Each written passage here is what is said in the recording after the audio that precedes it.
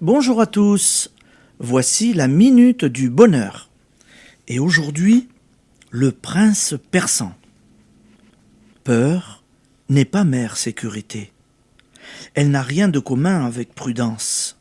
Au contraire, toute décision prise sous l'emprise de la peur nous jette dans la gueule du loup. Il y a bien longtemps, un prince persan vivait heureux dans son palais, à Ispahan. Un matin, en se promenant au milieu de ses roses, il vit la mort, sa faux à la main, qui semblait le guetter au détour de l'allée. Il fit un geste qu'il prit pour une menace et disparut.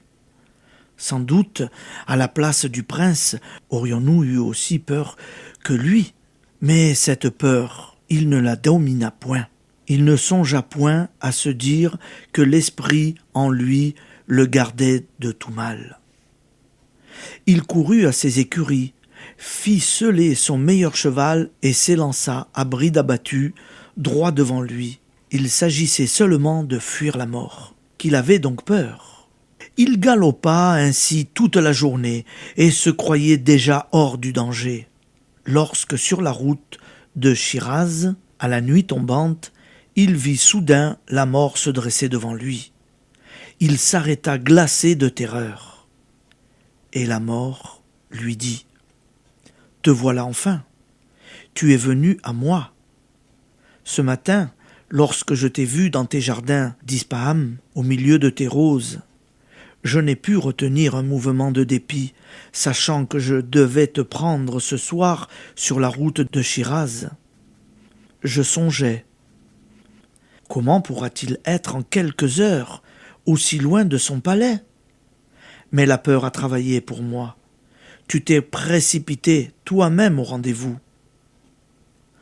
On donne souvent un sens erroné à cette légende. On y voit une preuve l'inéluctable fatalité.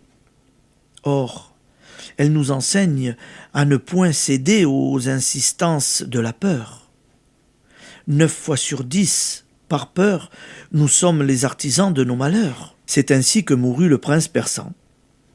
Dites-vous bien que la peur est la plus mauvaise conseillère qui soit, la puissante auxiliaire du mal. Anéantissez en vous toute pensée de peur. Faites-vous une loi de ne rien juger sous son emprise, et surtout de ne pas faire un pas sur son commandement. Vous savez bien que dans un incendie, la panique fait plus de victimes que le feu. Si la foule surmontait la peur des gens serait sauvée. Or, qu'est-ce qu'une foule? C'est l'addition d'un grand nombre d'individus. En refusant la peur, en aidant ceux qui vous entourent à ne point se laisser entraîner par elle, vous pouvez beaucoup pour le salut d'un monde qui meurt de peur. Application. Cherchez à vous rappeler tous les actes que vous avez commis par peur, et ceux qui s'étant suivis. On peut affirmer que la peur à l'avidité sont à l'origine des pires sottises. Or, l'avidité est, si l'on y réfléchit bien, une forme de la peur de manquer de substance. Faites la distinction entre la panique et les conseils du bon sens, et agissez en conséquence.